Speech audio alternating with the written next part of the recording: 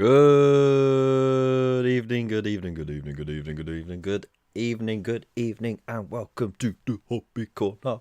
What? How you doing? Hope you're well. Hope you're feeling good. Hope you had a great week. Hope you're feeling fine and all that stuff. Um, it's Friday. Let's do it. Let me know in the chat how you're all doing. Well, actually, let me know in the chat how you're all doing, what you've been up to all week, what you got planned for this evening, this weekend. Let me know. Also, if you haven't already, make sure to hop over to the Discord server and share your current works of progress or completed works of art. We'll show it all off at 10 o'clock when we do our community corner. And if you can't because you don't have Discord, then no worries. Hop over to Facebook, go onto the Hobby Corner Facebook page, and when you see the post with this live, then pop your picture on there.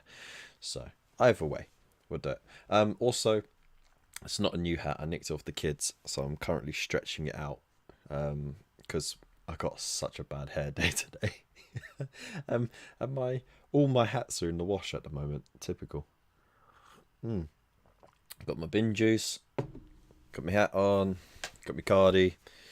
I'm ready to go. So yeah, let's do this, shall we? I hope the audio is okay as well. Let me know if you can hear me fine or if I'm a little bit too much.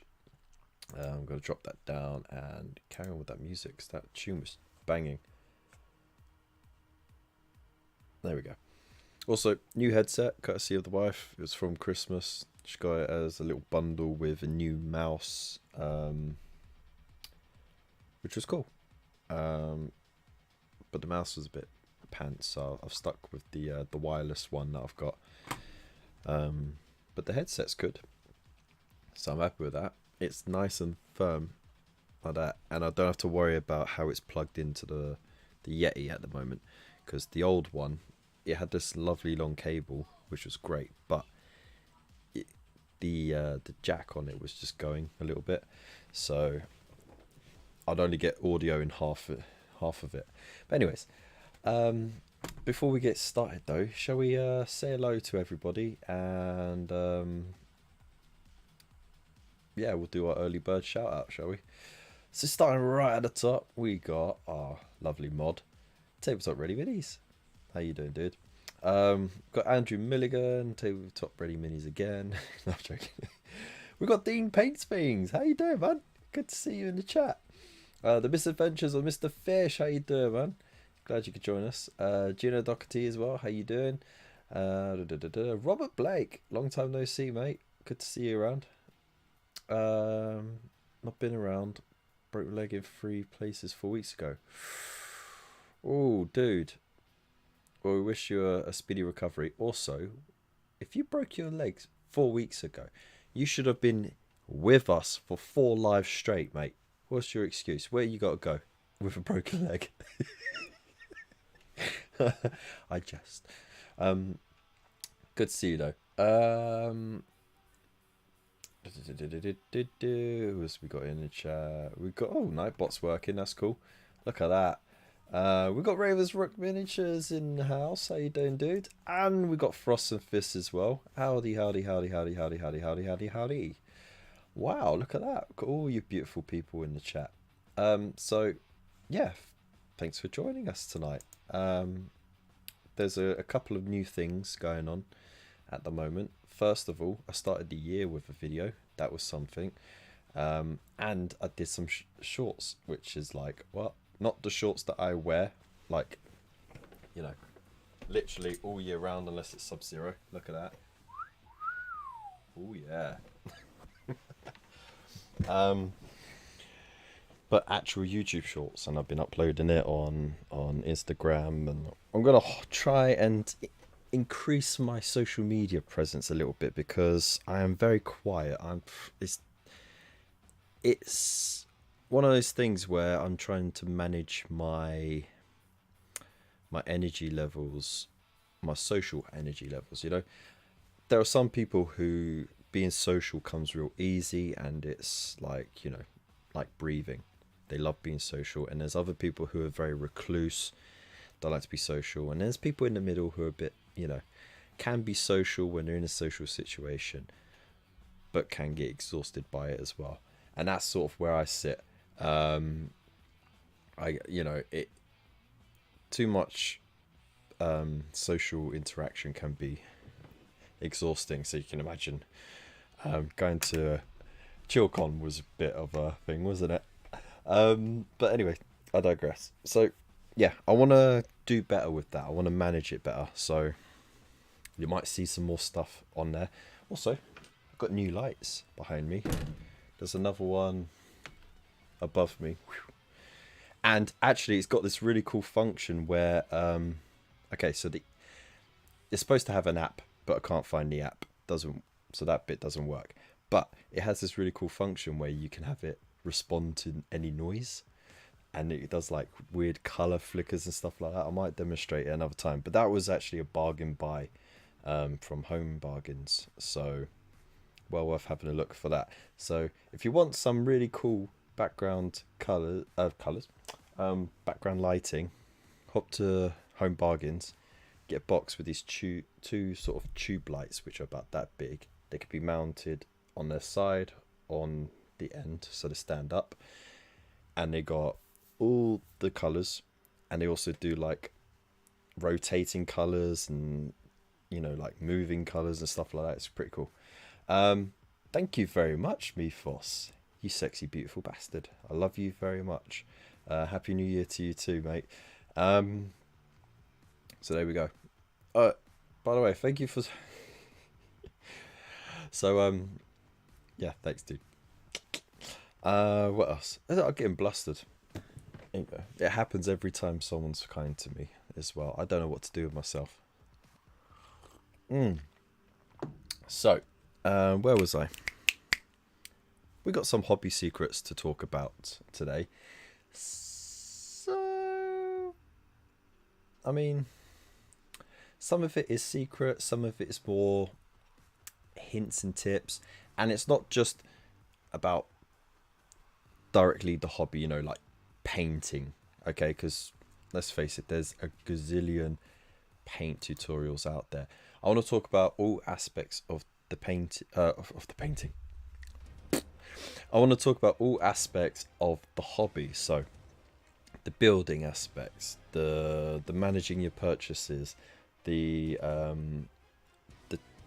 textured stuff that you use for bases and scenics and stuff, terrain, paints and painting will be covered. Photography is going to be something, and lighting as well. So all these different things we're going to talk about. And if you got any bits and pieces as well, DM me, because I'm probably going to be stringing a lot of what I got as much as possible. So if you got any little hobby secrets you want to share them with us, and then we'll get it all out there so everyone can benefit, because this is what we do at the Hobby Corner. This is why we're here. We're here to help the community come together and learn together and progress together and encourage others to come in and have that nice cycle of fresh ideas and talent. And thank you very much, Phil. Love you too, dude. You beautiful bastard. Oh, there we go. Mark's got Google ready. Thanks, dude. He's on standby tonight. He's actually... So, put a round of applause in the chat, by the way. Or celebration emojis. Oh, got some latency here. Okay. Because not only is he finally in his new home, he's finally got carpet as well. And he's got a hobby space. Way! What? Big up to you, mate. Alright. Oh, that's why the power cable wasn't in properly. There we go, that will help. Alright. Did it? Did it? Oh my god. That's terrible. Oh, the latency is awful on here. Alright, so. Maybe I'll make it a smaller screen. That did nothing. Oh my days. There you go. Friday the 13th. It had to happen, didn't it? You all jinxed it. It's all your fault. He's got carpet. So yeah, thanks again, me Foss, and thanks again, Phil. Right. What am I hearing right now? Oh, it's a motorbike parking outside. Hey, now the frame rate is caught up. There we go. Love it. All right. So, anyway, what is everyone saying in the chat? I don't want to be rude and ignore you.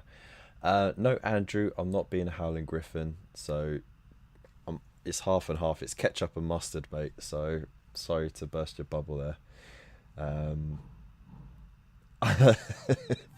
Mark says I'm a DPD driver.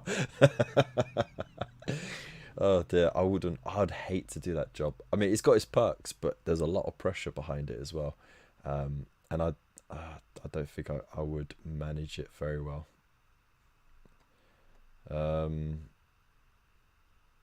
So yeah, what have we got? Can't stay long.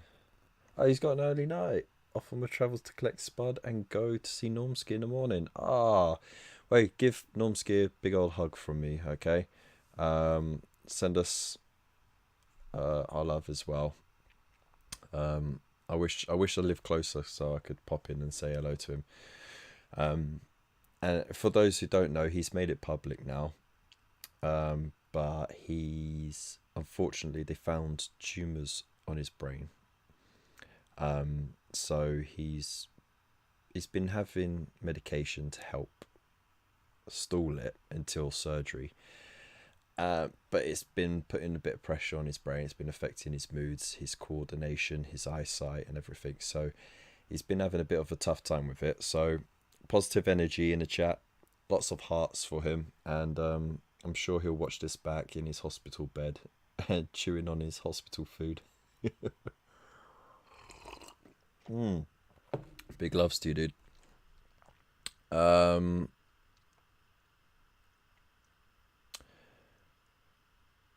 there we go. Oh, and Phil's going to be back on the first Monday of February. Well, I can't wait for that. So if you haven't already, check out Ravensrook Miniatures. Live stream every Monday.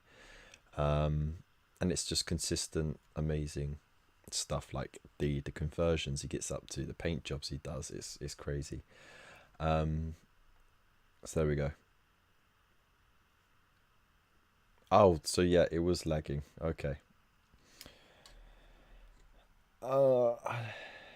For stealing anything with a Warhammer logo. Also, before we get on to it, last thing, I updated the merch store, Teespring. It's gonna be on the Linktree thing, so I'll have to put that in social. So there should be a link coming up for Linktree. On there will be a Teespring link. If you go to, please tell me that actually works. It's not playing silly buggers. Oh, it does work. Okay. So yeah, hop over to there until near the end of the month. I'm not sure it's the actual end of the month. There's going to be a 10% sale on all the merch. It's already reduced to the lowest price they will let me put it on. And then there's an extra 10% on top as a little New Year gift to all of you. And of course, we have a pennant on there now. For those who don't know what a pennant is, it's kind of like a banner, but it hangs from, like, you have that rod with the string, so you hang up like that and it comes off the string like that. It's pretty cool. Kind of looks like those banners that you see on Imperial Knights swinging between their legs. So that's sick, isn't it? That's something different and new. So there we go. There's that as well. It's only been 15 minutes of waffle. Pretty good going. Thanks. All right. So let's get some tunes on. Going for the light tracks.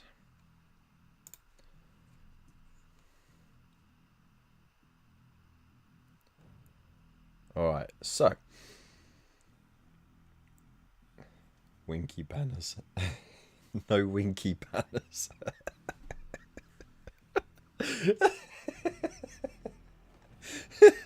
I never. I mean, like a loin banner or a loincloth banner, something like that, maybe a between knee leggy banner, but a winky banner. Okay, thanks. Thanks, Andrew.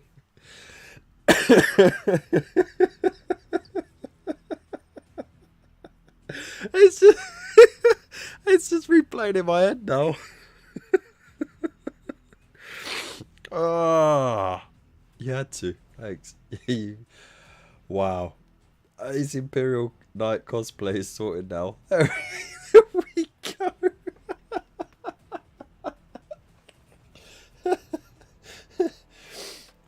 You know what, right? I should actually have one on there, right? Can you get a new flag to match? How about I have a winky flag?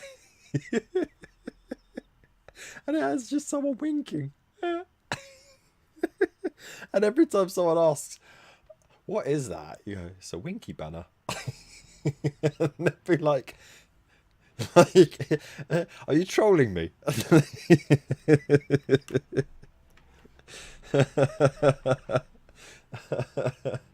Oh dear. Thank you. Ah, there we go. All right, so shall we get on to some tips and secrets of the hobby? All right, so I'm sure Mark will send me some stuff if I start like stuttering and struggling. But anyway, I think the first place we should start is with purchases. All right. I know. Oh, how dare he? He's talking about my purchasing habits. How bloody dare he? Well, wait. Whoa. Calm down, bruv. Calm down, bruv. Why the aggro? Huh? Listen. If you're in this hobby, you have a spending habit. Plain and simple, right? It is what it is. You got to accept it. It doesn't matter how mild or how bad it is. Everyone has a spending habit, a spending problem in this hobby. Anyone who says they complete a project from start to finish before they buy anything else is either lying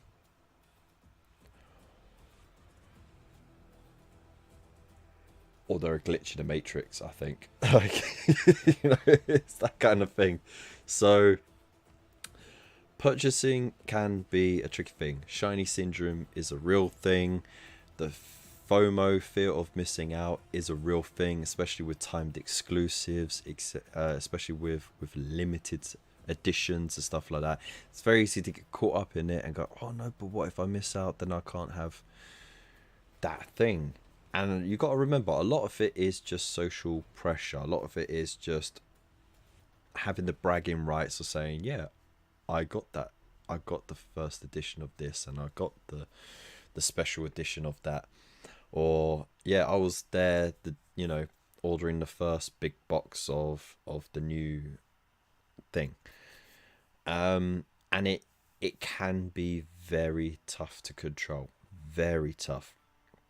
Now, there are ways of mitigating it, and there are ways of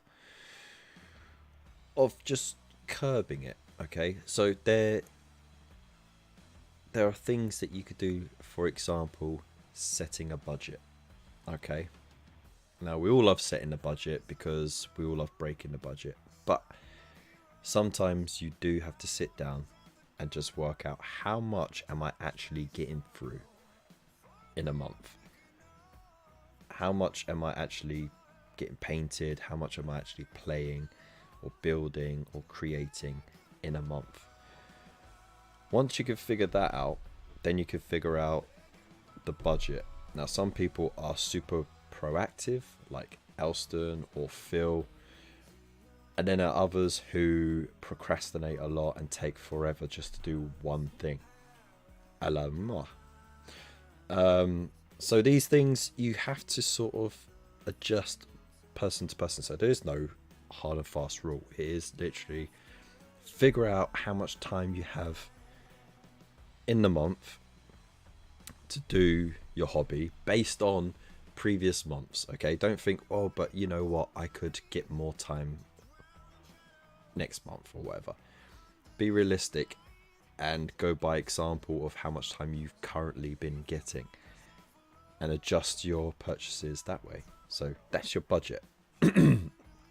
Another way of doing it is just thinking about what exactly excites you. All right, so say for example you have a little bit of each game system you like to dabble. All right, cool, fine. Then what you would ideally want to do is just pick the one or two factions that you enjoy playing and enjoy collecting, and only make purchases on them as and when you need them. And okay, that can fall back onto the budgeting part of that process.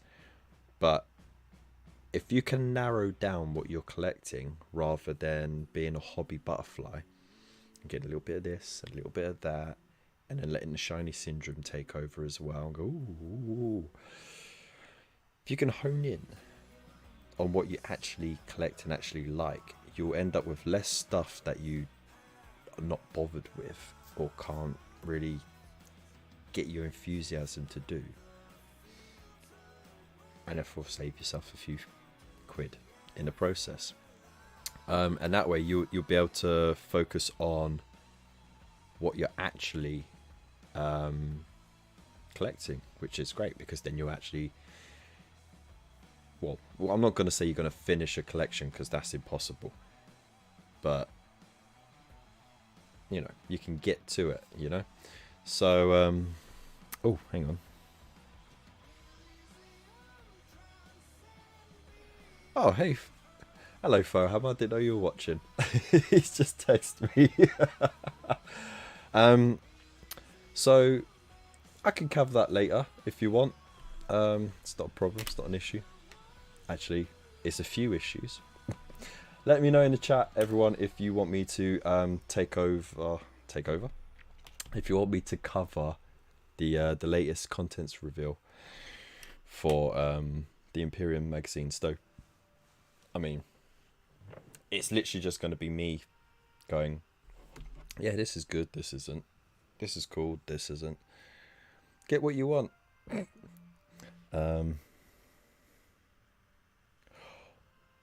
Oh, now am I allowed to say that? Now I think, you know what? I'm going to save that for post-stream video because that is pretty awesome. So there you go. It's not about what you know, it's about who you know. Anyways, so let's see what you guys saying in the chat. What's the yes, TRM, break the budget for the greater good. Limited edition, you say, take my money gift. Ava, Captain Bazooka, I hope you're well. Happy New Year. You killed the illness. Nice one, dude. I tried to look up secrets, but turns out they're secret. Thanks. Bazooka says, I'm Neo. I'm still on same project. 3 years, nearly. I'm the one. I did get a Contemptor for Christmas for the same project, though. Well, there you go. Yours is a labour of love, though, so, you know, you're forgiven. You're an exception to the rule. Welander says, talking about stupid spending, when I realised you could play an entire tank division for third, guess how many Lehman Russ I bought? I'm guessing that's why your hobby company sank, right? Because you just spent the entire budget on tanks and then you just took them off the shelf, right? Oh dear. There you go. So yeah, All right. So, all right. What I'll do is after Community Corner, we'll round up with a look through of the latest Imperium contents, and then I've got some exciting news about Stormbringer, the Age of Sigmar magazine that's coming out sometime this year.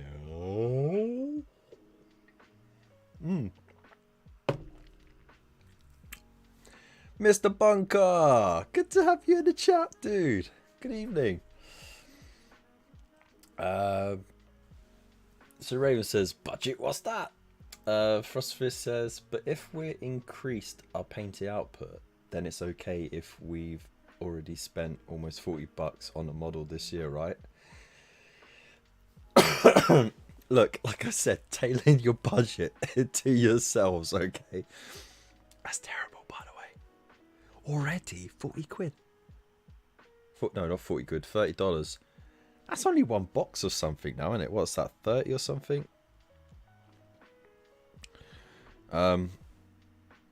Ross, I love you. So yeah, and that actually technically counts as a hobby secret as well, so banging. Budgets, then Imperium. Okay. Yeah, that's it. My budget literally goes on the Imperium magazines, and to be honest, like I did stop it for a while because, you know, financially things were a bit all over the place, and things are still a bit but between my small budget that I have for myself every month, which means I don't buy myself sweets and chocolates and stuff, it's solely on that, and the incredibly generous donations that you lot put down, and the memberships as well. All those people subscribe to the Buy Me a Coffee and the YouTube memberships. Because of you guys, I have been able to continue it.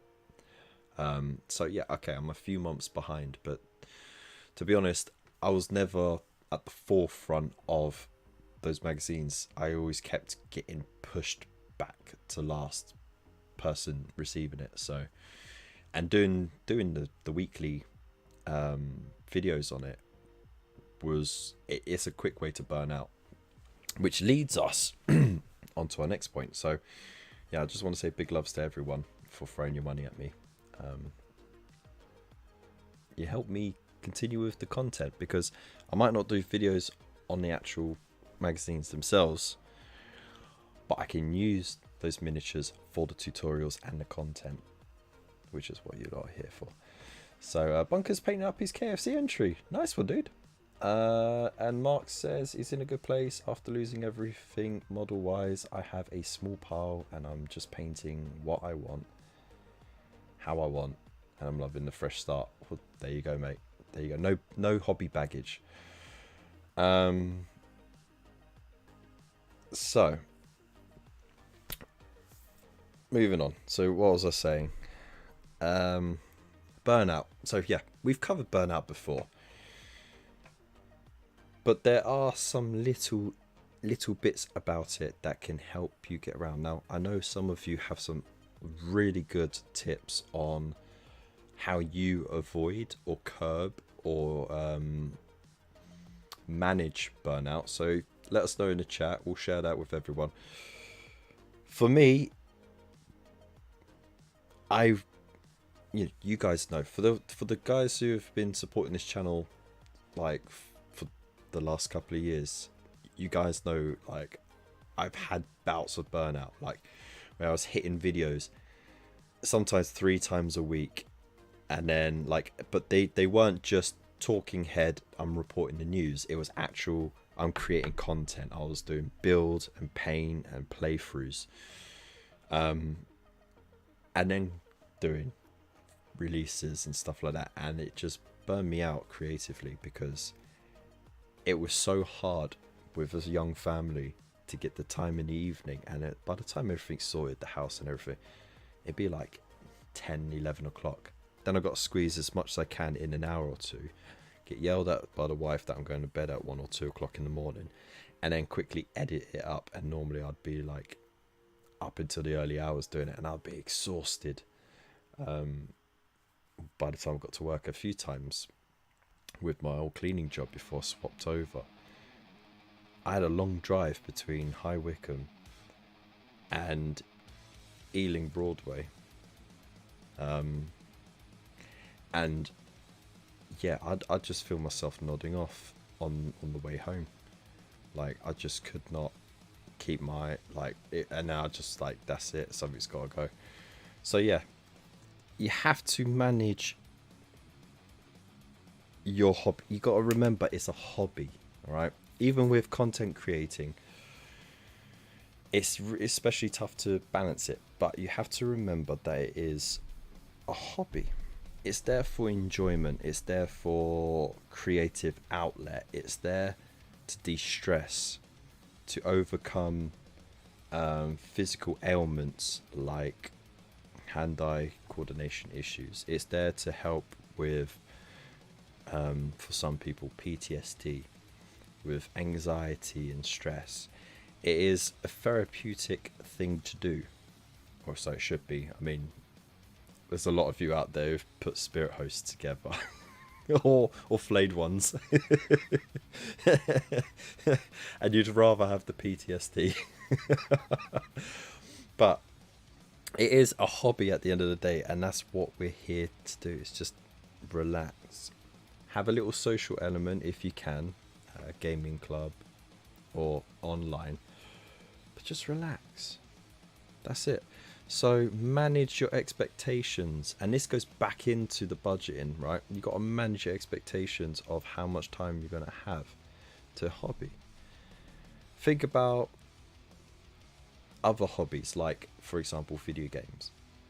It's a lot easier to get more time playing video games because it is switch it on, pick up the controller, go, right? If you're doing a campaign, all right, you need a bit more time invested in it. But if it's like an online player first player game,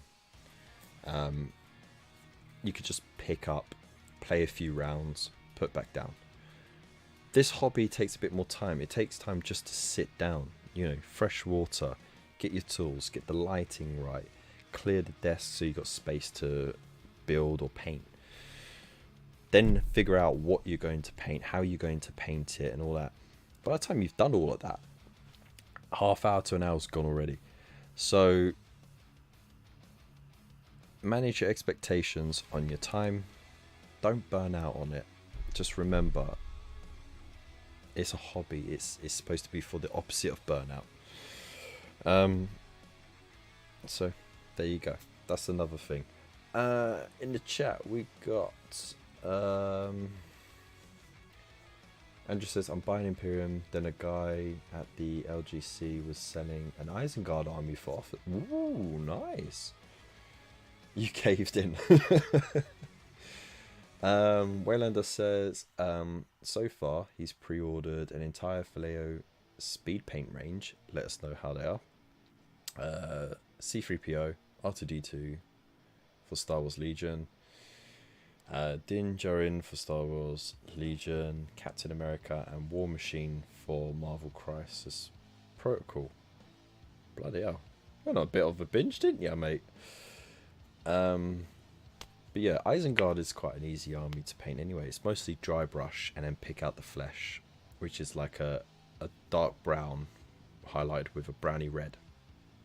And then like occasional splashes of white handprints.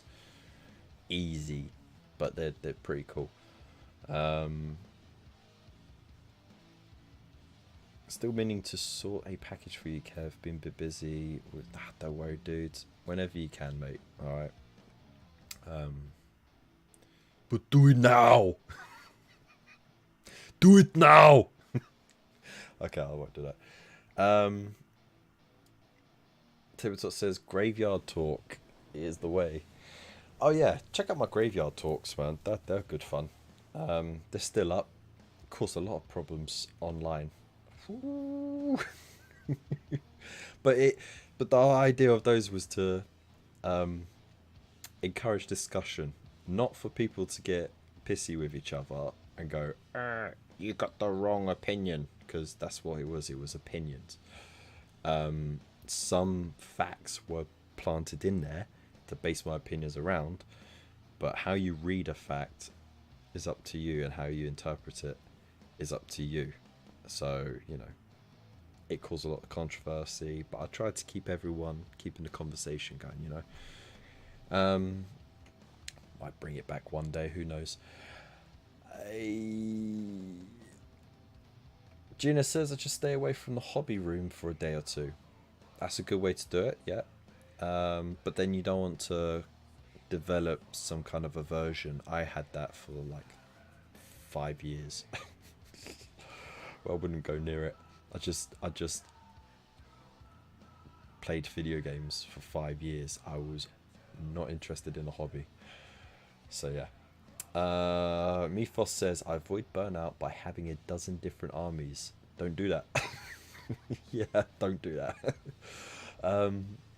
Bunker says honestly, I just embrace the burnout.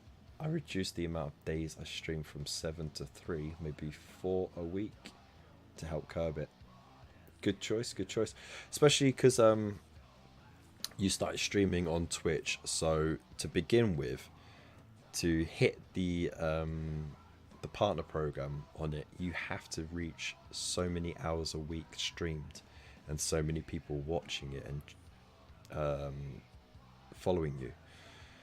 So at the beginning, you kind of have to like plow on through 7 days a week to get through all of that. But once you can rein it back. So, but yeah, no, it's cool, man. You want stressful builds? B1 battle droids and droidicas. Yeah, I've seen they are a bit tricky. Mr. Fish says, was just explaining the hobby of getting ready for the hobby. That's it. Gina just bought herself an Xbox Series X. Wow, there you go. Big spender. Love it. True Pros dry brush. You dropping me hints on what to talk about. True Pros wet dry brush. Thank you very much, Mifos. There we go. Yes. We don't call it overbrush here. We call it wet dry brush. Anyway, we'll move on. We should have a THC group on Xbox chat. Go for it. I don't have Xbox. I have a few games on the laptop, so maybe I can, contact you through that. Though they're all on Steam, so I have to have another tab open for the Xbox Live thing, which I'm not even subscribed to. I don't know how that works, but anyway, I'm a PlayStation guy. I was Sega, then they folded, and I was kind of like in between Nintendo and. Actually, you know what? I think I've always been Nintendo since the yellow brick Game Boy. Haven't had all their consoles though. Sony through and through for consoles. Definitely, I've had each one except 5, because who's got that kind of money these days, bruv? Come on now. So yeah, doing different things can help curb it. So, budget, burnout, projects and collections. We've got all that done.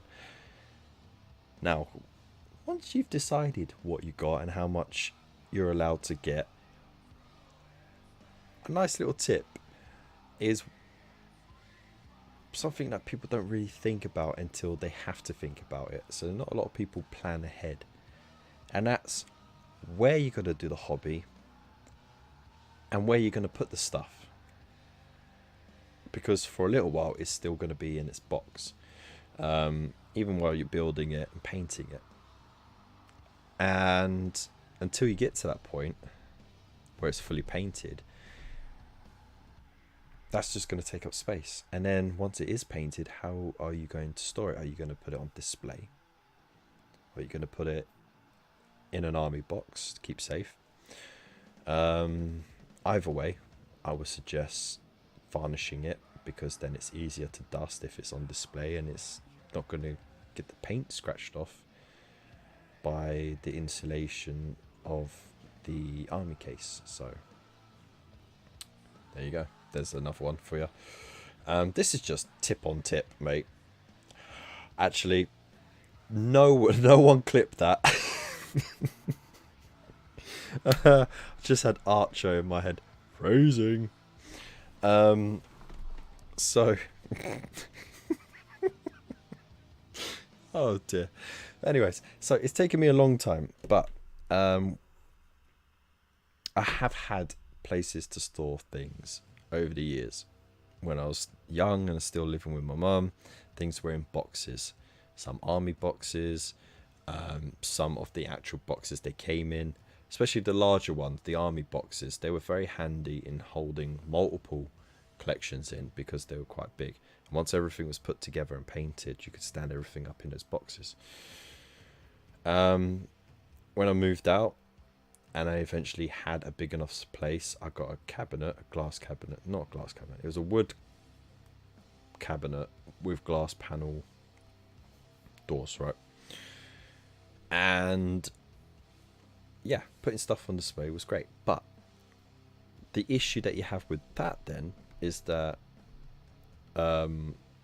it just gets dusty. The stuff collects dust like a mofo, so you need to find a way of cleaning it without breaking or chipping or you know, generally ruining the thing that you've created. So these are all things that you need to think about. So again, varnish stuff, if you're going to keep it on display, 100%, because you can go over with a soft brush, like a really soft brush, and blow it off. Or you can, if you have an airbrush, I've seen a lot of people do this with airbrushes. You could just pick up the mini and just blow some air through it, like that. Job done. Put it down to the side, do it again. The only issue with that is you're just blowing dust everywhere, which is kind of pointless. But if you get the dust off there, then you can wipe the surfaces down, leave it for half hour because more dust will settle, come back, wipe it, then put the stuff away. Have stuff behind a sealed cabinet is the best way to do it. Less airflow, gonna get less dust in there, and as long as you don't keep opening, you're not gonna get dusty in there. I cleaned this the same time I cleaned this shelf here. This shelf in 1 week has got like 2 mil of dust. I don't know why. This place is the dustiest place I've ever lived in, and it's a new build. I guess that's why. Half the floor is still concrete without carpet, so that's probably why. But in there, with less airflow, though, that should really be like, some gets in, but with less airflow, it's less dust, less clean. So think about where you're going to store it. If you store it in boxes, don't have to worry about the dusting thing. Just have to worry about it not getting broken. Army cases are a good way to do it. You could do cheaper ways. There are cheaper ways as well. You can get these boxes that have shelving in it, like trays, and you could get these relatively cheap magnetic strips or like flat sheets of magnetized material. They're usually self-adhesive, so you just take the back off, plonk it on the tray, and then cut out little bits of the other side of that and stick it underneath each of your miniatures. It's usually quite robust. A lot of people are using them these days. Or you can even just stick like pennies and 2p's on underneath your miniatures, and it'll stick fast that you could lightly shake it about, and they wouldn't budge. So good for transportation, but very good for maximizing how much you can store with limited space. And of course, you get the sturdy enough boxes, you can stack them in the corner. They're out the way. You just open it, pull out a tray of what you want. Easy. That's the easiest way to do it. It's just the boxes themselves are gonna be a bit of an upfront cost, but if you can find a way of doing it on a cheap, like buying those cheap little box sections from IKEA maybe, and then having those little runners that, like, you know, get like a dozen for a quid or two. And then just get some metal. You can just get some metal trays, like oven trays. Use them as your shelves. Glue some magnets underneath your miniatures. Bosh, done. So there you go. That's it.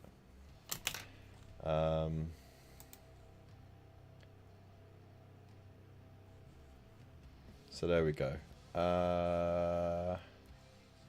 Yes, definitely a damp cloth.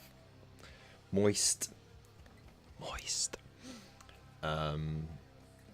cloth is the best way to do it. Or you talk about dry brush. Oh, you talk about dry brushing. It stops that powdery effect. That's true. Some dry brushing kits actually come with like a little wet sponge pot that you can just dab your brush on. But that's only with miniatures. I'd say keep the dusty effect if you're doing terrain, because you want that extra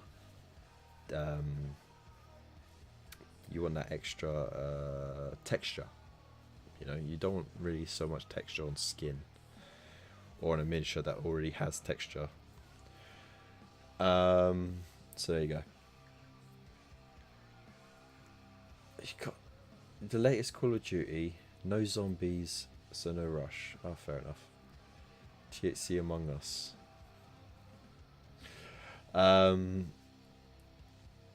We should be paying for this many tips. Oh, yes. Tips for tips. How about that? I'll start a campaign. What I'm just going to do is just chop up this video and just like do little shorts, I guess. If the audio's okay. I don't think it will be, but screw it. A bit of a tip on tip, mate. Yeah, there we go. Only tips. Great. Tip on tip. Winky banners. What has this descended into? Winky and tip on tip. There we go. What is Kev going to say next? Bloody hell, I don't know. Phrasing. Just do what my mate's done. Collect minis since Rogue Trader and very rarely build or paint stuff. That is an option too. Use insulation foam tape around doors on display cabinets.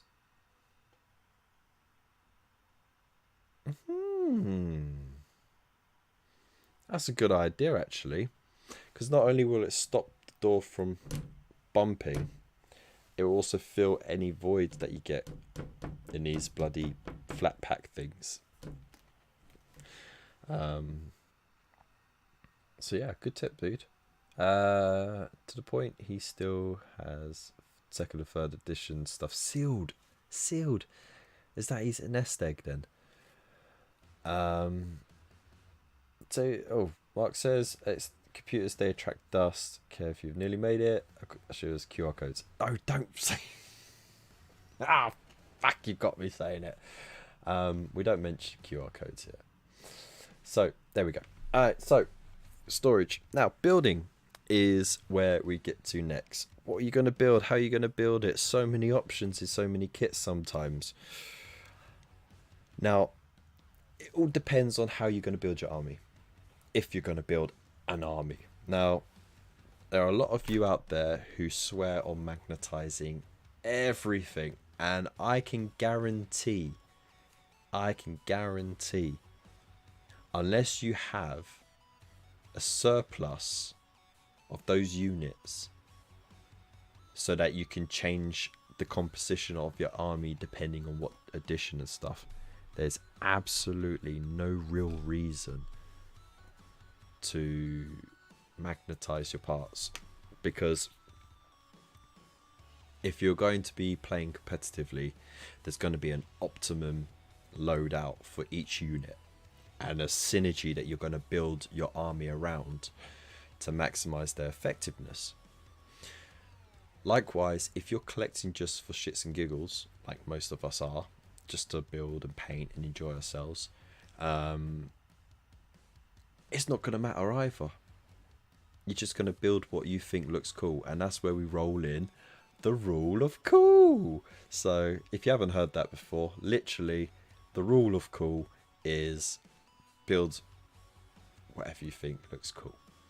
And if you're not going to use it in games, then it doesn't even have to be a legal build. Screw it, why not? And a lot of us do it. That's where conversions come in. Conversions and kit bashes are the epitome of rule of cool. But either way, you need to plan what you're going to do. So army builders will know what they're doing. They're building an army. Just don't magnetize everything. There's no need, really. Like, if things ever change in the rules that drastically between how each set of weapons work, you might as well just have an extra box of that same unit built with the different loadout, just in case. Because screw it, they might end up being the best unit in the whole thing in a following edition, and having more of them but with various weapons might be the benefit. Or they might end up being the worst, and then you just got extra of a dud unit. So yeah, unless you're really looking to be competitive, I'd say just collect what you think looks cool, enjoy yourself with what you're building, and that way that enjoyment will funnel into the hobby. You'll feel less pressure to get it done, and you'll just enjoy it. So you don't spend money but buy extra minis. There you go. Well, no, you buy it over time, right? Because at the end of the day, I think a lot of people feel the rush to buy the whole thing all at once, and there's no need. You can buy a little bit at a time. Everything that is in Games Workshop right now, that's army wise, like main line army wise, not the extra characters here and there, but the main army stuff will be around for the next 10 years, especially if it has only been out for a couple of years so far. Heck, we still have aspect warriors from 3rd or 4th edition, something like that, and it wasn't until the current edition that Necron warriors had their plastic kit updated to match the rest of the range, which got updated over 10 years ago, I think. Nearly 10 years ago, something like that.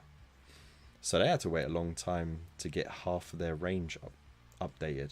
So there's a lot that they got going on, and even though they have a fast turnover in regards to new armies and new units and stuff, each army is only going to get its day once like every decade. So you got 10 years to collect what you want and not have to worry about it.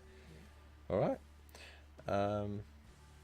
that's a few minutes apart. That's overtime. Okay. Yeah, like the one purchase in cash, then that's terrible. Oh, there we go. Now I've got what you're saying. Terrible, dude. Is that not how we all buy Warhammer, to hide half from our partners?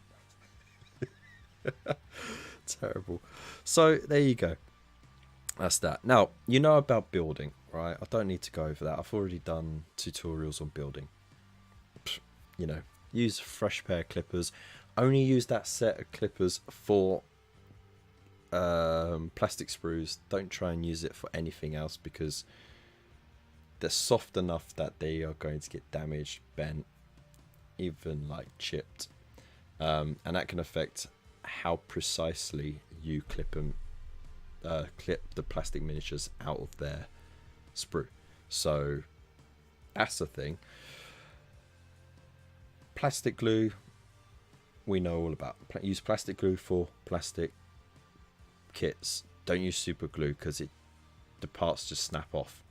Only use super glue if you're going to hold things together superficially for a little bit, and you know you're going to snap those bits off. Like when I'm painting miniatures, I super glue them onto the base so that I could just snap the base off, pretty it up, then PVA glue the miniature on. And that's another glue to use, PVA. It dries clear. Use it. Uhu glue is a tricky one though. Very stringy. Only use it if you really want a gory effect or if you want to do like drippy saliva. So that's building. Just keep your tools separate for each thing. It sounds convoluted. It sounds like you're going to have lots of tools, but it will increase the longevity of those tools. Especially if you get a really good pair of snips, which, by the way, Faux Hammer has done a full guide on snips. So check that out. No surprise, he ended up liking the expensive pair. But to be honest, they are pretty good. And I wish I could get them. So, there we go. Use good quality super glue for everything. You need super glue for resin, definitely.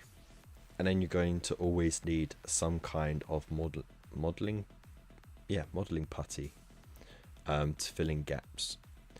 I don't know if they still do liquid green stuff. I still got half a pot left, but yeah, get some. If you're going to do resin, make sure you bath it and then glue, putty it. I've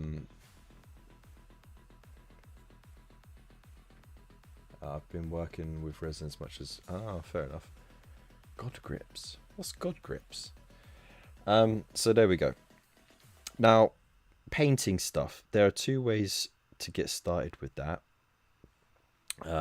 Priming it with a rattle can and priming it with an airbrush. Now, I'll be looking into how to use an airbrush from an idiot's perspective soon enough. I've been fortunate where my wife got me a cheap airbrush kit for Christmas.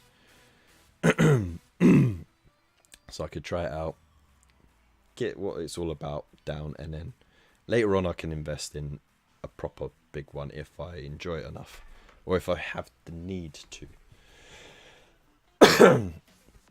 There we go.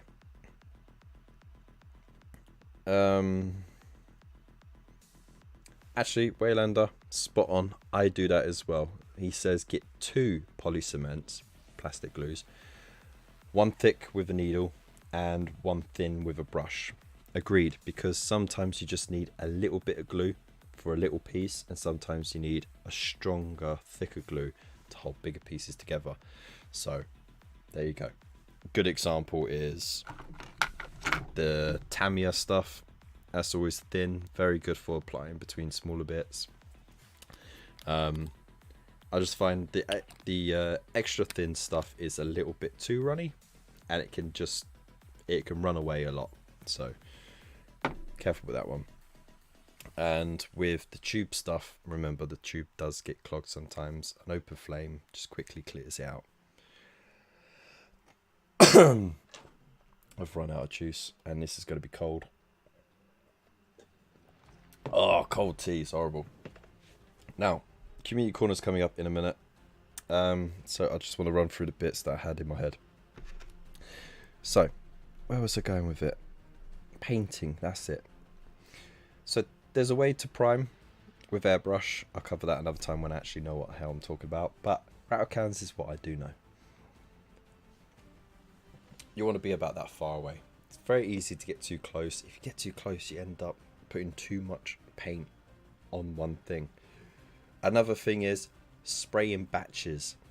You waste a lot of paint just spraying one thing. You need to go like that.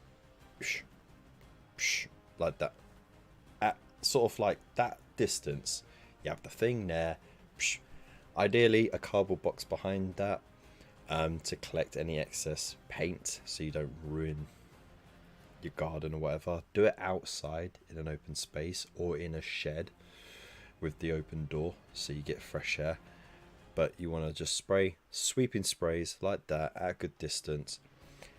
And all I do is front, back. I do a side run, so I tip it slightly at that. So front, back, and then I hold it like that, and I do a quick spray like that. to get the side going that way, and then I flip it round like that, so I could get the side like that. And then at the same time, quick spray on the top. Psst, done. I don't worry too much about the underneath, because the underneath you don't really see. You can spray the underneath if you want, but you're just going to waste more paint and time doing it. So don't over spray it. Remember, you're just putting it down. You're just putting down enough paint for your acrylic paints to hold on to.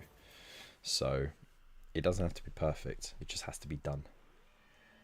The new type of clips is also, don't follow the hype. You don't need a vortex shaker unless you have a weak arm. Very true. Ball bearings work just as well. Some paints come with them, like this one, but they're inexpensive enough. Or if you've got a massager, which a lot of us do, when you get over 30, you end up with like a back massager or something, you can use that. That works. I offered Kev the airbrush kit, but he never answered me about my offer.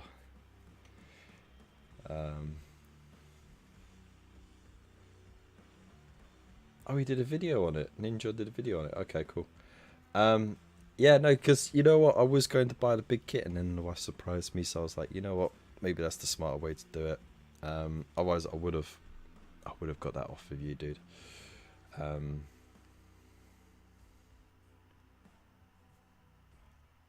Yeah, if you can't get a brush in there, no one's gonna see it. Don't worry about it. So yeah, that's priming. Paint how you like. Paint the colors you want. There are tons of tutorials and aids out there. Games Workshop have quite a substantial collection of tutorials and step-by-step guides. They have an app so you can choose by color or by miniature what you want to paint, and they have different ways of painting it as well, with dry brushing, with contrast paints, with the traditional layering of paints, and it'll give you a color guide that can translate over to other paint companies as well. If you got a conversion chart, so you know which paints are the equivalent to the other ranges, you can follow the same thing again, or you could just wing it yourself and experiment. Doesn't matter. Either way, pick the way you want to paint before you start painting. If you like me and you make it up as you go along, you're going to be painting one thing a very long time.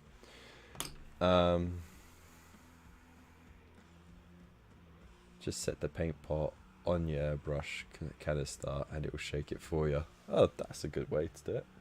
Put them in a sock, says Mark. Just swing it around. That's not going to end well, is it? So yeah, there we go. That's it, really. I had a few more. Tips. Maybe we'll get back to it if we got time. But first, we got to do community corner, and then we got some news to cover as well. So, without further ado, let me just set it up. Set it up. Up. So to keep less pressure on the laptop, I try to keep as much closed as possible. So let's get rid of that. Boom. Ooh, we got some entries here, y'all. Right, let's scroll up. Holy moly. Okay, and then I go studio mode. Community corner. Make sure I get this the right. There we go. Oof.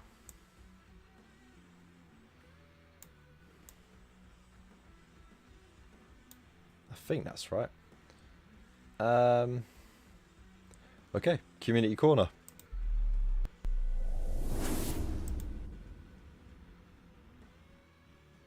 Ayo. There we go. Community Corner. Every week we have a look at what you've been working on, whether it's work in progress, complete works of art, or just projects you're planning to do. This week we're starting off with Mr. Fish. Latest project's officially off the bench. Only 1,500 points left in the backlog. Woo! Oh, no. Clicking on the wrong thing. Oh dear. I'm way too zoomed in now. There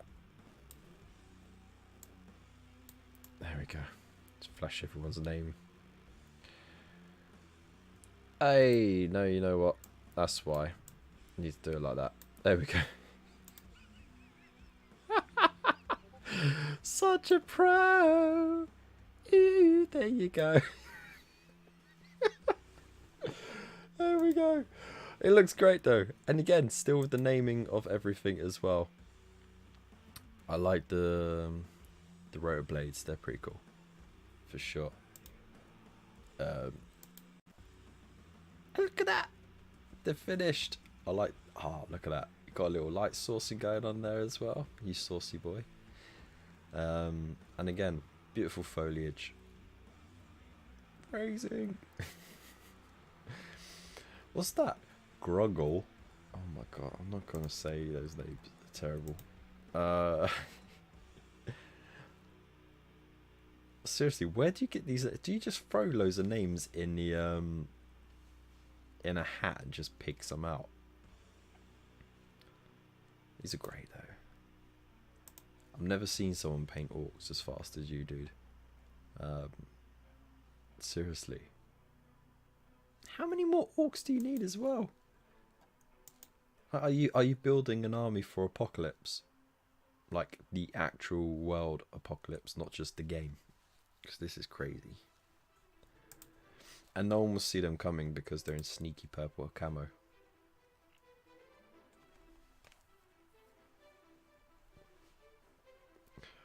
Amazing. Look at that blood stain and everything. Awesome work, dude. Thanks for sharing. It always inspires me to know that it is possible to get an army done quickly. Waylander says, not much this week, just building and priming. Ooh, a clone speeder type thing. Like speed bikey. I don't bloody know the name of it, but it's just like a bike that hovers. Speed bike. I'm just gonna call it a speed bike. He's probably gonna correct me. Actually, it's a two-person one, isn't it? So it's not even an actual speed bike. It looks like two people anyway.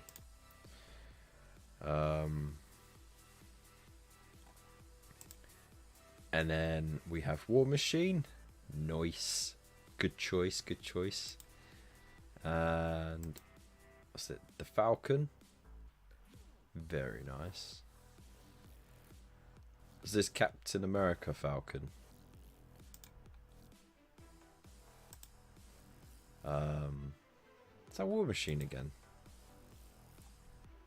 It is War Machine again. Different poses. Tricking me out here. These look really nice actually. I do prefer War Machine though. This is badass. Guns are blazing. But the wings on Falcon is pretty awesome too. So thanks for sharing, dude. Mark says, my hobby secret, not secret, undershading. Undershading. Ah, that's a good one. That's a very good one.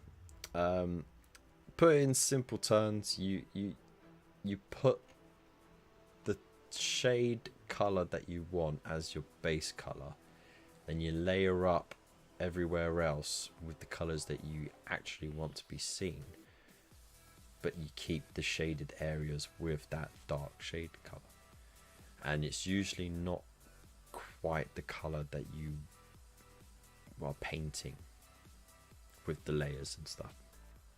And this is a good example. So he started with like deep purple, yeah. So the idea is that it will paint up the rest of it, but it will show the purple in the recesses. or through like thinner bits of paint, and you kind of see it a little bit there. There's a little bit under there. It's, yeah, it is hard to see, as you said in the comment, but it looks great, mate. And this is from Pagan Miniatures, isn't it? It's a big beastie. But you're just knocking it out of the park, dude. It's great. And I love the fact that you just got carried away with the base as well. Oh, it's a bark speeder. There we go. The answer to how many orcs do you need is... orcs. Mr. Fish says, name generators and lots of research goes into names. Really?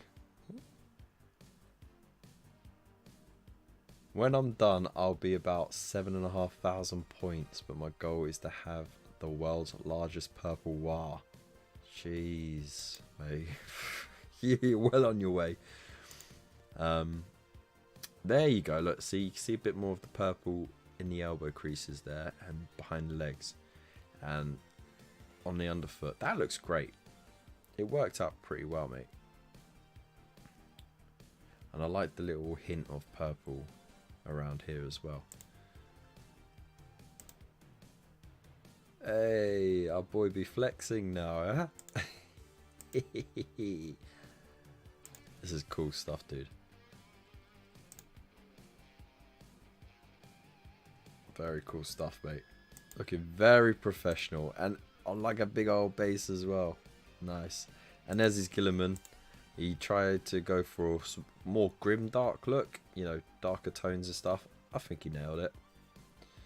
You know, the gold isn't too offensive. It's actually brassed down, which I actually like. So yeah, well done, dude. That's pretty darn cool, right? That's pretty darn cool. Next up is Mephos. He's 3D printing. He's 3D printing his own guard, and here's some lasses with las guns.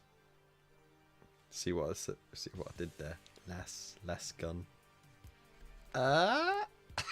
They look pretty cool actually.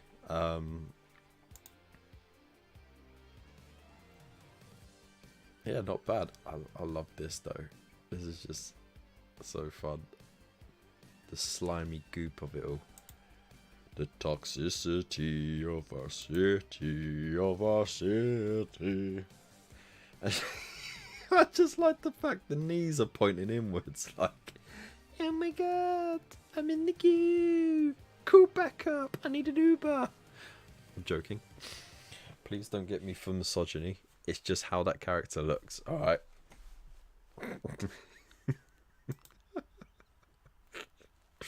That's it, I'm cancelled. Whee! There we go. Big old gun between his legs. For the Empire. Is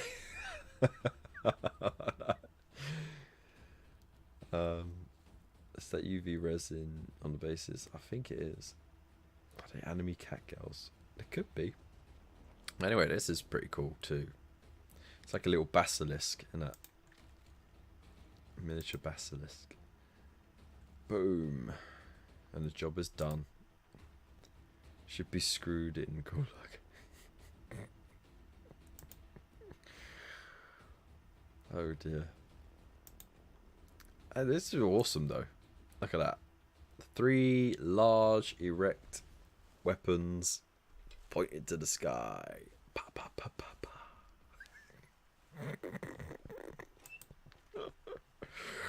There we go. I could have much more offensive jokes going on right now, but we're family no, we're not family friendly really. We like to pretend that we're family friendly.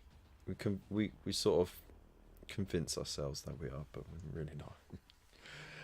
So thanks for sharing, Mephos. They look awesome, and it's nice to see. I'm sure you'll share a link for these prints as well for anyone who wants them. Next up is the Painting Wookie. And he's been working through his little Underworlds warband, which is looking pretty darn good. Pretty darn good indeed.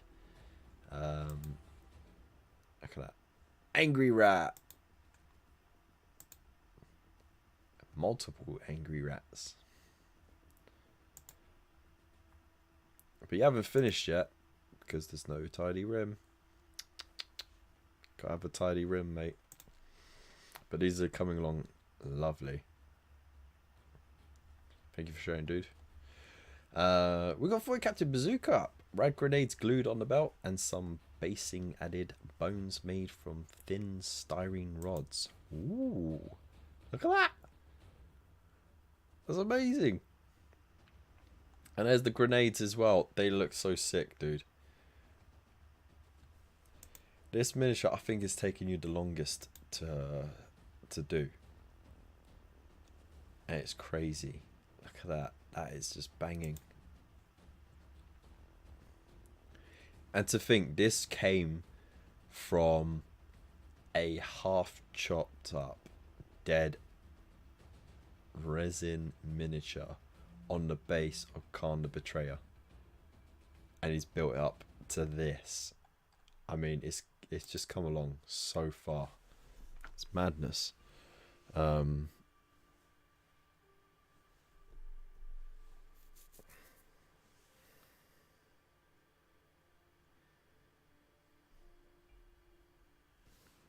Ooh. So there we go. Very cool. How is that? How is that even allowed? All right, we'll move on from that. Oh, right. You know, just for the honest first impressions, I don't check Community Corner before I load it up and see it with you lot, so we all see it together. I really should start proofing it.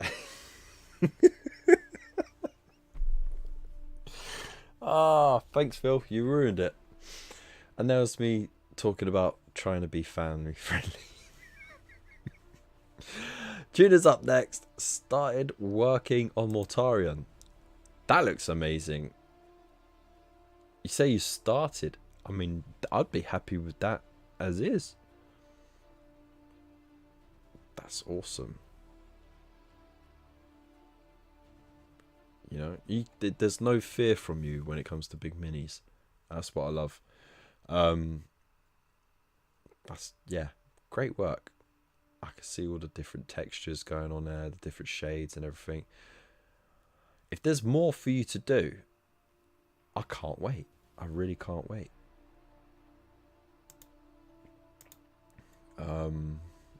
So yeah, thanks for sharing. Of course, there's the pickle jar sticker. Boo. Alright, Raven. Look at this. So he's working on his Sons of Horus. Batch painted everything. It's come along very nicely. How many... You know what? I haven't played or even looked at Horus Heresy, to be honest, because I don't need another game system. But how troop heavy is it? Like, how many troops do you need?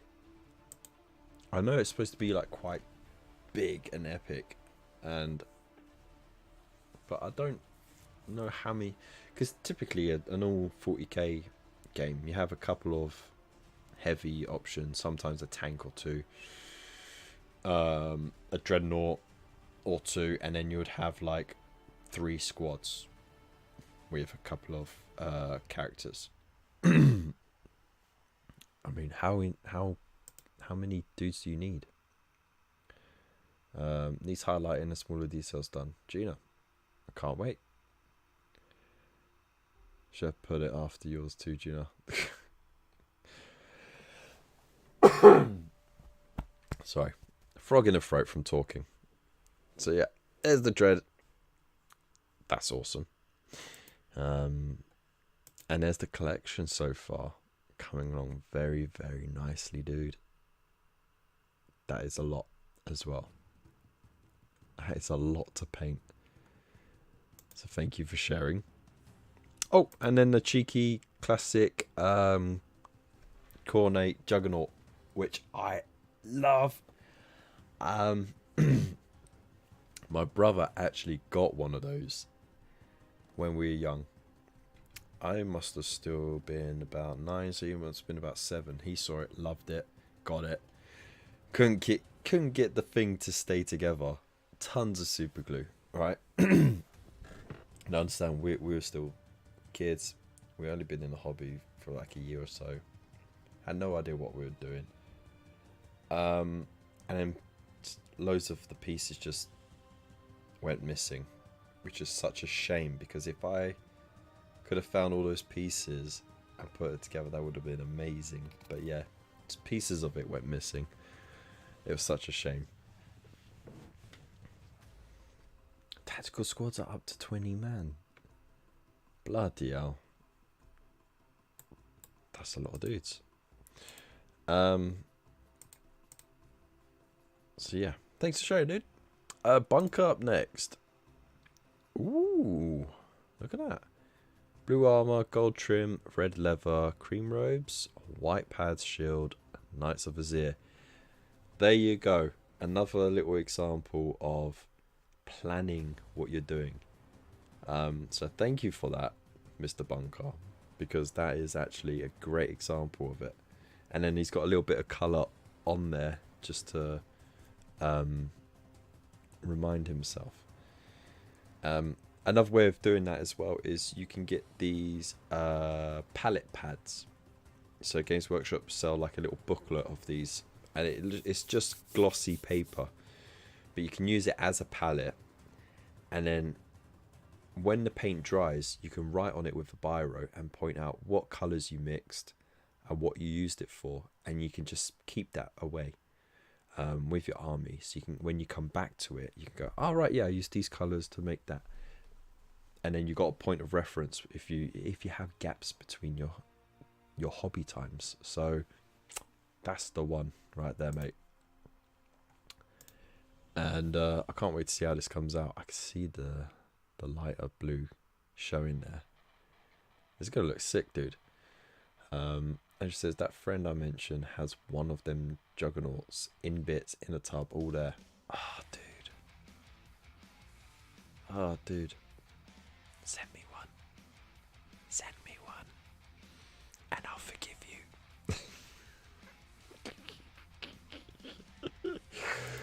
There we go. Oh, what we got here? Oh, it's one of those crazy mushrooms. So I think this is from the what was it, that weird ass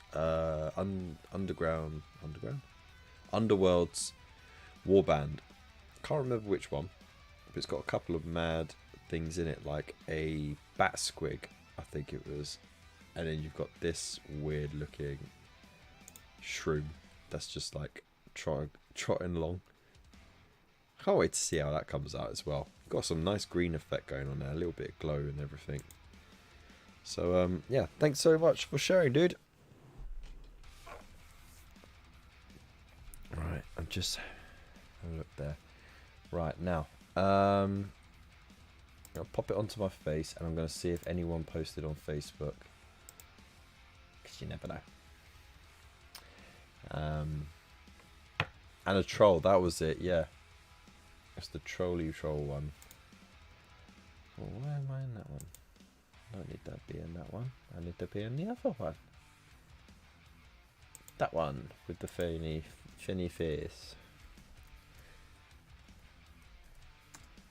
The finny face. So yeah, thank you so much for everyone for sharing.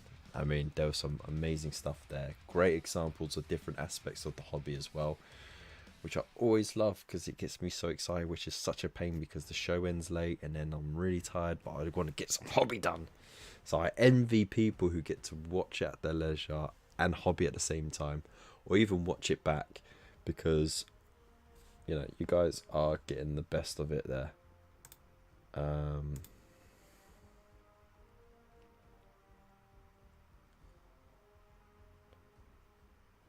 Mythos. Get out. Stop. Stop it. No, carry on. Oh, you're filth, mate. Absolute filth. Jesus. Okay.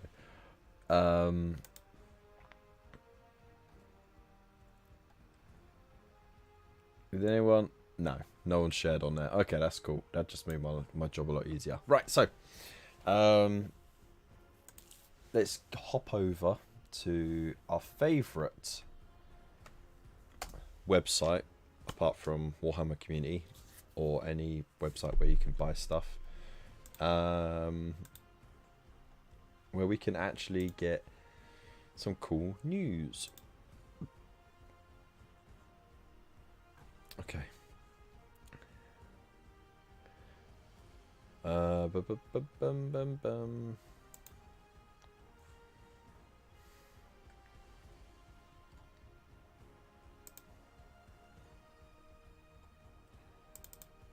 Right. Oof. There we go.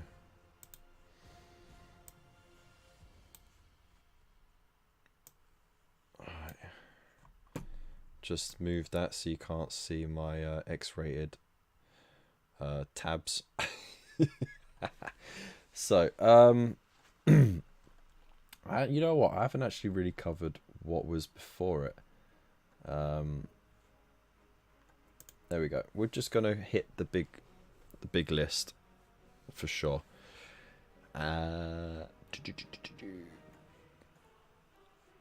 So, because I want to see what was from issue 70. I didn't really cover that. So, got to scroll. Once again, just visiting his website helps support him as well, because of the ad rev that he'll accumulate. So, oh my god. Getting a tired finger here. That's what she said. So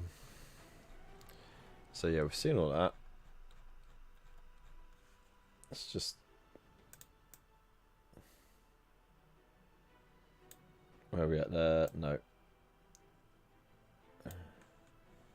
No, a bit more. I mean, we've got through so many, haven't we? 63, 64. Okay, so you got them. Immortals. You got the Infiltrate stuff. You got the Tesseract Glow. Finally. The Toonblade. What was that? Issue 69 was Minus Calgar Part 1. So it could be either the Guard or Minus Calgar. And then Part 2 will be the other bit of it. So there you go. There's all your pretty options as well. And then issue 71 is going to be the Praetorians slash Lich Guard.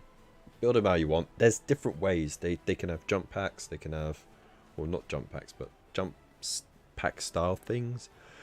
They can have like basically sword and shield. They can have war scythes. They can... There's a lot of ways to build them. So multiples of this is always good. If you can, and you're interested in them, and it's in your budget, and it's a unit you want to collect, right? Like we said earlier, then you can try and pre-order a few of these off of Forbidden Planet.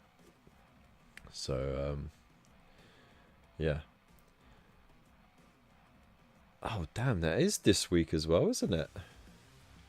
Oh, they're all going to be sold out at the shops. So, see if you can get some online, because that's a bargain. For sure. Look at that. Saving £7 on it. And having like 10 to 20 of these, if you're into competitive, it can work pretty well. And there's your part 2. So that's the other weapon loadout. I actually have a unit loaded out like that, and then I have a unit that's with the smaller shield things, but they have like a jump pack style thing that looks like a rib cage on their back. So yeah, but they're really cool. Still waiting for 6770 to turn up. Gunstar Hero, when did you sneak in, mate? Mate, I'm months behind, so don't even worry about it. The latest one that I got, yeah, I'm not even up to 60 yet, so. Then issue 73 is the Lockhurst Heavy Destroyer. A lot of people take these in threes. Again, good saving. And it is a very good unit to have. If you don't already, check out Nick over at Necron. What's not Necrons? It's Idic Beer. But I think he calls himself Necrons and More. Or there's a group in Facebook called Necrons and More, right? And but his main love is Necrons, and he just uploaded a short on how to have this so that you can detach it. You can detach this whole gun and put it back as and when you need to. A very good tip for sure. So go check that out. Next up is the Fire Strike Servo Turret, which is pretty darn cool, right? You think, what the heck is the point in that? Well, dude, look, it's got these little anti-grav plates. So I believe it actually moves around. So it's just skis around. Plus, Tech Marine. Looks banging. It's all hooked up and everything. There are different weapon loadouts as well. So magnetize if you want those options. But if you don't care, you know what you're going to get. I don't think you'd ever need more than 2 of these in an army. But having one token, one to hold an objective is good. Fun. So there you go. But again, buy responsibly. Kind of feel like there's cigarette adverts in it. Oh, you can. Oh, they don't do really cigarette adverts anymore, do they? They got banned years ago. But yeah, like, oh, we'll give you lung cancer, so smoke responsibly. But do smoke, you know, or gamble responsibly. All that sort of stuff. 75 is Hemotrope Reactor. So you would have got one of these with the Conquest magazine. So if you already got one, you can skip over it. If you want another one, I mean, nothing's stopping you from getting it.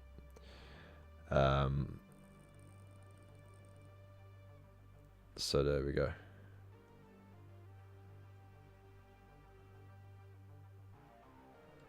But I don't know why someone would buy. Look, he says there someone bought out 100 of them. Bloody hell. Who needs 100? It's mad. You could change like normal though. And it's fair enough. It was like 2 to 3 inches and hits on 2s. That's pretty cool. So there we go. Issue 76, what we were looking for, our own little 2-person Mario buggy. I mean, all jokes aside, it is pretty cool, right? But like, how I don't care how good the sound dampening tech is in that helmet. You got a big ass gun right above your head. You're gonna hear it, you know? But either way, I mean, it's good fun. So yeah, that's probably gonna get a lot bought out for sure, especially White Scarf fans. Issue 77 part 1, so this will be in 2 parts. The command barge / annihilator barge. Now with this, some people might want to get a couple of them just for the big gun setup, but if you're only getting yourself one, don't worry about which loadout to have, because this gun just sits on top. You don't have to glue it down there. There's like a couple of like points where there's a dip, and a little like bump that fits into the dips, so it sits firm enough for moving around on the table. And then you could just take it off, and you can put this command station in its place, right? And then you could just put this overlord, don't worry about its hand being on there, do the overlord how you would want to normally build it, and then stick him on the base that will come with it. And you could just, there's enough room there for him to sit on his base, so you have two options. You can have it as a command barge or as an annihilator barge, and you know, problem solved. And then it's just going to be an issue of which weapon are you going to have underneath, because I believe you can have the there's a Tesla version that could be under there as well. So there you go. I mean, you could magnetize it, but you don't really need to be honest. Like I said, the overlord can be on the base. This thing would just sit there. Like, you don't even need it, to be honest. You could just have him on the base standing there. It's fine. And then last but not least is Rabuta Gilliman, the Avenging Sun himself. That's your last two issues of the main 80 issues. Now, as we discussed before, you will have another 10 issues added on, and we already found out what you're going to get in those. We just don't know which issues you're going to get them in. Okay, so did he put a list here? He hasn't. Okay, but anyway, I've gone over that before. So that's that. Now, the real awesome bit of news regarding the Stormbringer magazine that's coming out soon. Now, Fohammer has given me the go-ahead. He said it's exclusive news, which is very awesome of him. So thank you very much, Ross. You're an absolute babe. Though his Discord will probably know already as well. But we have an official launch date for the Stormbringer magazine. So if you're really hyped up for the new Age of Sigmar magazine partworks, where you don't just get the 3rd edition starter set, you get all of those Stormcast and Hobgoblins and Cruel Boys. You also get tons of scenery, terrain, sorry. You get big beasties, you get dragons, you get Troggoths as well. Big variety there. You get some Sylvaneth as well. You get some Kharadron Overlords, which is what really tempted me, but I had to just say no because I'm so buried under plastic at the moment. It's unbelievable. And then of course you got the premium stuff, which includes a Kharadron Overlord barge, like a flying ship, or the big ass troll from the goblins. So there's lots of options there, and as always we'll have a link up for you, and we might cover some of the releases, we might, but personally I've had to just say I can't anymore, because the last 3 to 4 years has just been ruled by these magazines, and I just need to have a clean slate. But can I just tell you, it is going to be absolutely amazing. It is an awesome collection for sure.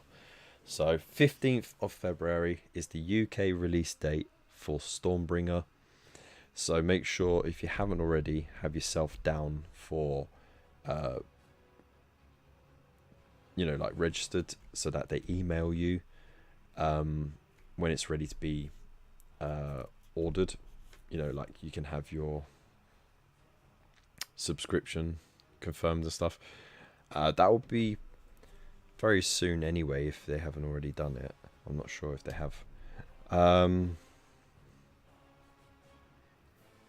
yeah, if you want to maximize your saved money, remember, buy the first couple of issues in the shop, then subscribe from issue 3 onwards, because then you'll get the free issue at off of one of the full priced issues rather than one of the reduced priced ones. So there you go. And that's it. There you go. That's finally we know. Please say a month after Imps finished to give me a rest. Unfortunately not, mate. Sorry. Especially because they extended Imperium. But just remember, right? Just because it starts at a certain date doesn't mean you have to start it at that certain date. I believe there's a window of 2 to 3 months where you can start the subscription. And as long as you're not worried about keeping up with everyone else, you can start the subscription or buy the issues as and when you need them from places like Forbidden Planet. So there are options to manage what you get, how much of it you get, and the ways that you get, you know, like you benefit from the collection. Okay, so either way, just be responsible with it and only get what you need to get. So yeah. Sorry, I got a massive lump in my throat right now. Better. Yay. Now, going back to our selection of hobby tips. God, it's been a really loaded show tonight, hasn't it? I think it's the most I've ever talked. It's terrible. It absolutely is terrible. Hang on. Right, so I got a message through from Bill, Mr. Waylander, and he says, a good tip is don't waste money on gimmicks like texture palettes. So a texture palette is a big friendly wargamer. How you doing, dude? Came in just in time. So 15th of February, Stormbringer is going to be in the shops. That's the release date. There you go. And don't forget to watch back, because this show's been full of awesome information for everyone. So yeah, Waylander says don't waste money on gimmicks like texture palettes. Now I believe a texture palette is one of those lumpy palettes. Yeah. I don't know why you'd really need it. It seems a bit like, why? And he says a lump of hardboard or cork sealed with varnish is exactly the same thing. So if you really want one, you can make one on the cheap, which is, you know, awesome advice. It really is. So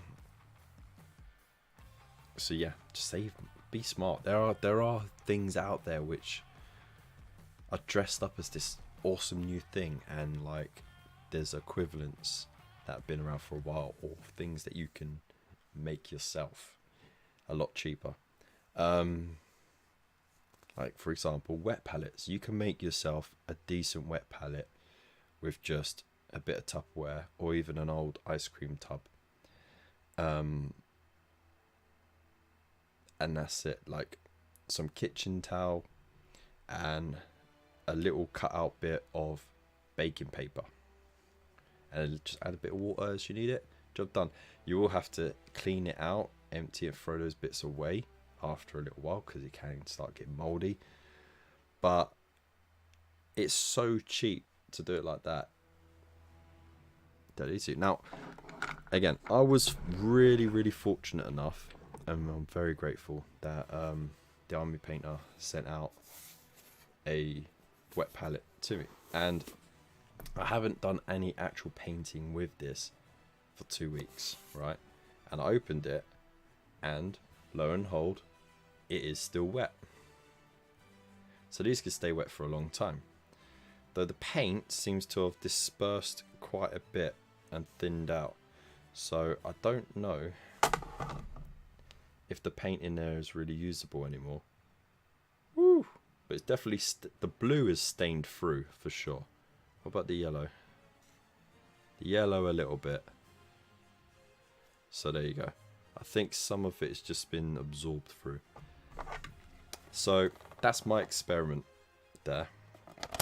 So they do send, like, in the box of this you get a lot of those sheets and also a few of those pads to replace, so it's not an issue.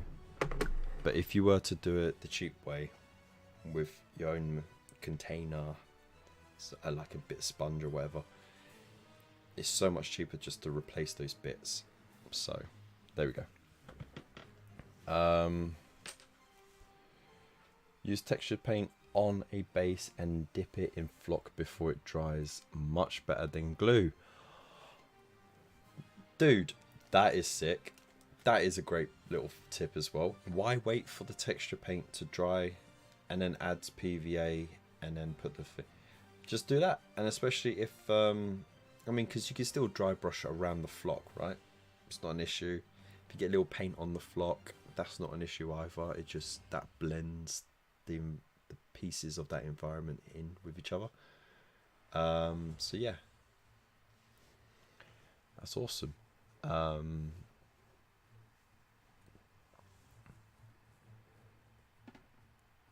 Oh dear. Ah, potty mouthed, a lot of you. So yeah, there you go. Wet palettes, very useful if you want to blend, if you want to keep your paints wet for a long period of time, if you're painting for a long period of time. Otherwise, if you're doing short bursts of painting, just a cheap palette like this from Poundland will do. Or those palette pads I told you about, where you can have the sheets of paper.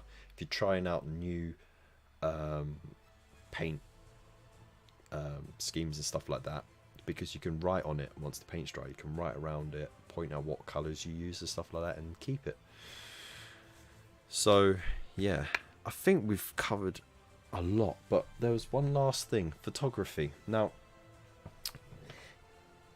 it is a tricky thing getting the right photo of your miniature, and there are some guides out there, but whether or not you take it too seriously or not seriously enough, it doesn't matter. There are some things you can do to improve it, because using your camera phone can be good enough, but sometimes you can be a bit shaky, or you not get the right exposure of light, and that can blur those images, and you really want to show off your stuff, right? So one of these little tripods, right, fits on the desk nicely. It can be extended as well, right? So you can have it there. Normally it's got like a little clip thing to hold the phone on it, but I've taken it off. And yeah, you then don't have to worry about shakes. You can get the right angle, you can get the right distance, and then you can move the light source around wherever you need it. And I would suggest using quite a good lamp. Now, natural light is your best.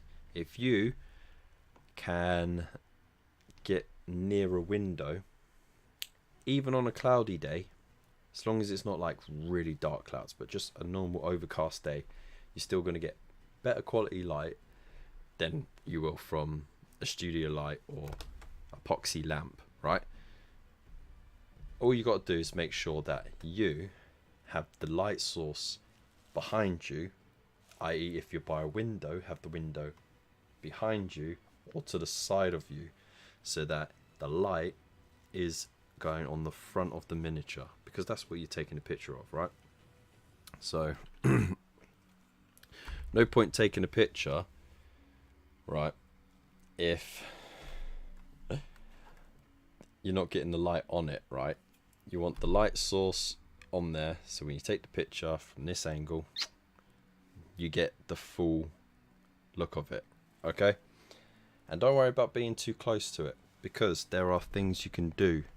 Now, even on a normal phone, and I'm gonna, let's see if this will work. So there we go. So even on just a regular phone camera app, there are things that you can do to improve your thing. So, all right. Jeez, that's so bright. Now, what you can do is, I always go to Pro, because then I can do a couple of things. For example, this, I'll take it off automatic, right? And I'll have it about there. And then that's the shutter speed, okay? You want the shutter speed low. Okay. And have this, I believe that's the light exposure low. And then let's see if it works. Oh, it's taking a fucking video.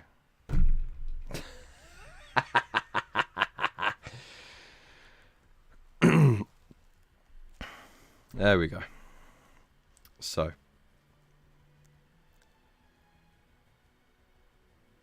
turn that down, turn this up, and turn this down, and it should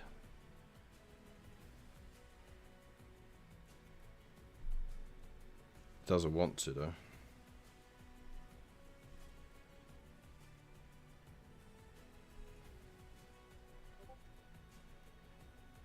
Ah, I've buggered it up. So obviously I don't know what I'm talking about, but play around with it. Right, basically you want the shutter speed slower and you want the light exposure lower, but you want the exposure time. That's why you slow down the shutter speed, because the shutter speed is the exposure time, right? You want that to be over a bit more time. That way you can absorb more light in to the camera to see the picture. And then that's basically the theory of it, right? So more light in, but turning the brightness down so that when you get the more light, it doesn't whitewash the whole picture. It will keep the background darker, but it will brighten up the miniature a bit, and that's how you get those really professional, sort of nicely toned pictures of stuff. There is plenty of tutorials out there that can explain it better, but another way to help, it's a little light box. Now you can make one yourself out of cardboard and an LED light, or you can buy one cheap enough. This one's got front row of LEDs and a back row of LEDs, and it's powered through USB.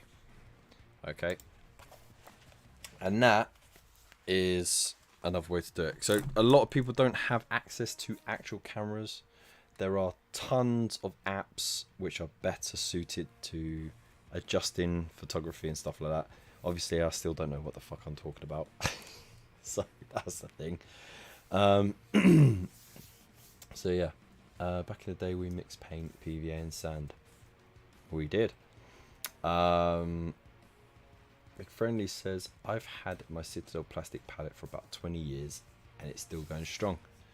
Yeah, I still got one as well.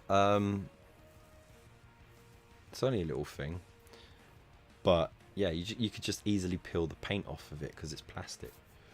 I have a spare LED fish tank light. Oh yeah, I read that. That's awesome, by the way. Andrew says, just run past at like 20 miles per hour and click the button. Guaranteed blurry every time. Yeah, if you want to get that speed look. Smoke machines, don't really need a smoke machine. If you can get a vape pen that's nicotine free, you could just blow that at your miniatures and it has the same effect. So that's another thing. Also, if you are filming and you want to have like a smooth transition over, you can get like a small box to sit your phone in and just push the box along the table, and you get such a nice smooth, as long as you're at the right speed, you get a nice little smooth transition like that, which is pretty cool.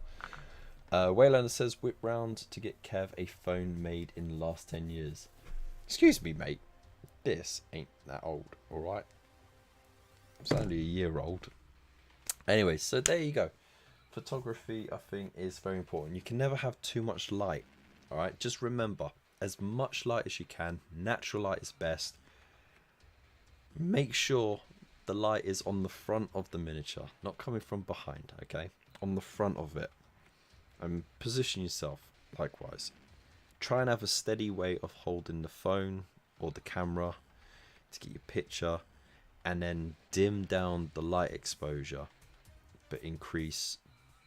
No, that's not right. Yeah, dim down the light exposure, but increase the shutter time, so that when it does take a picture, it takes a very detailed and evenly lit picture. But if you want a proper guide, I believe Games Workshop have one, and also Garthy. Check out Garthy. He's got a whole article on his website dedicated to the photography of miniatures, which is pretty tough, because if you use, like, for example, my phone, it has a macro lens on it, which means I can have super zoomed in detail of something. But the issue with that is it can zoom in a bit too much, and if I move away a bit, it gets blurry. And then I go on the regular camera and it's too far away to get much of the detail. It's such a painful thing to do. And I've got this old camera, but it can only do so much because it's just got the bog standard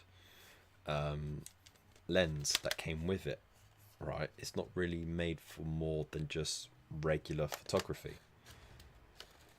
So, and this is an old one as well. It hasn't got all the mods and cons. It's just got a screen that don't flip out. It's limited on what it can plug into. The battery time is awful, but it's still an awesome camera. But anyway, can't be a ceramic wall tile. We used to use those in Games Workshop all the time, actually, and then like used to spray it with Dettol and just give it a quick wipe over, and the paint came off. I remember that. It's a very handy tip. So I hope we filled your evening with plenty of hobby tips and information. The community have been awesome. You guys have been awesome at sharing some of those tips as well. So yeah, I think I've done enough. Oh, hang on. Big Friendly Wargamer has shared his stuff. Oh, we got to have a look before we go.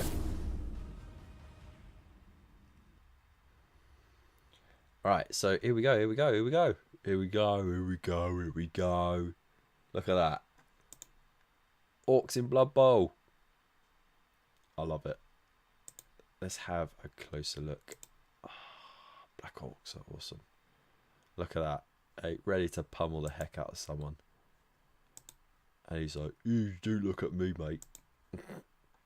And he's like, got to have a go if your feet are hard enough.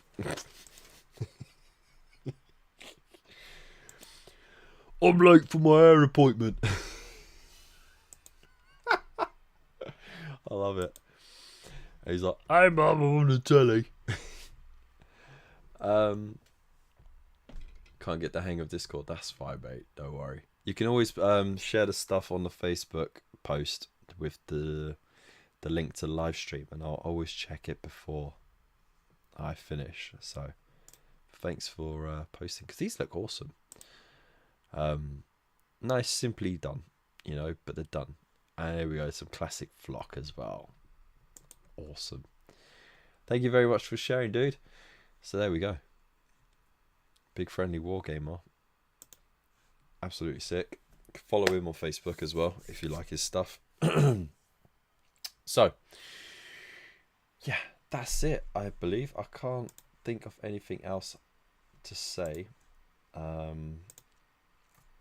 except it's been wonderful. It's been great.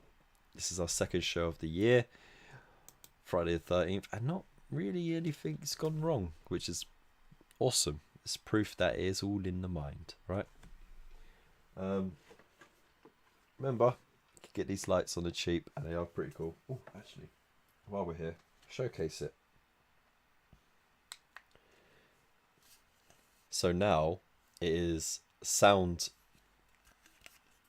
reactive. Oh, hang on, the mic's over here. Hello, hello, hello, hello, hello, hello, hello, hello, hello, hello.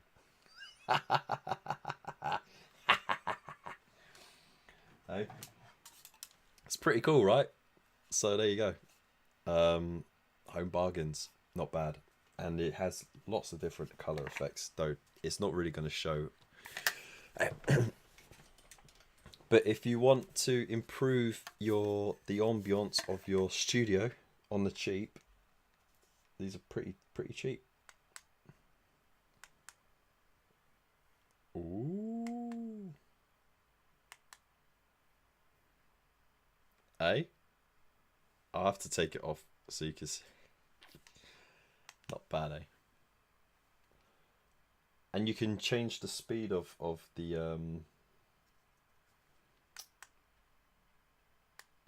of how much they flash as well, so it's pretty cool. What? So there you go. Let's turn those off. So there you go. Anyways, I'm going to leave it there. Thank you again, everyone, for joining us tonight. Thank you for all the suggestions and everything like that. Big loves to each and every one of you for following, sharing, liking, subscribing, and especially these beautiful people for subscribing and putting your money where your mouth is over on the YouTube and on the Buy Me a Coffee memberships. Again, can't say thank you enough because it does really do help. It does really do. It really does help with running a channel, having that music, having the editing software, and getting stuff for the content. Every penny counts. So thank you so much for your support, and big loves to you all. And for those who can't, just liking, sharing, subscribing, following me on Instagram and Twitter and Facebook, joining the Discord, all these different things help. So go for it. Don't forget, still got that 10% sale over on Teespring. Remember, that's on the lowest prices possible, and then an extra discount on top. So treat yourself to something. I can't wait to see who will be the first one to get a pennant, because you know, a winky banner is just I just want to see someone with a winky banner. So there you go. Affiliate links and everything in the description below. You know what to do. Big loves to you all. Stay safe, and I'll see you soon.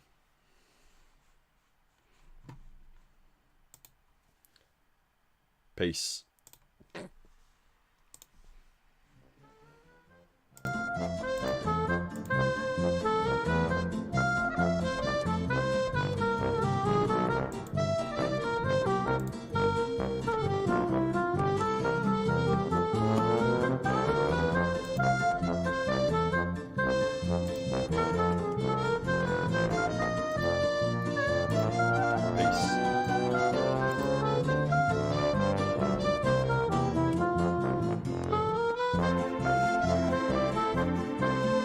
Hey Bazza, bit late, better late than ever.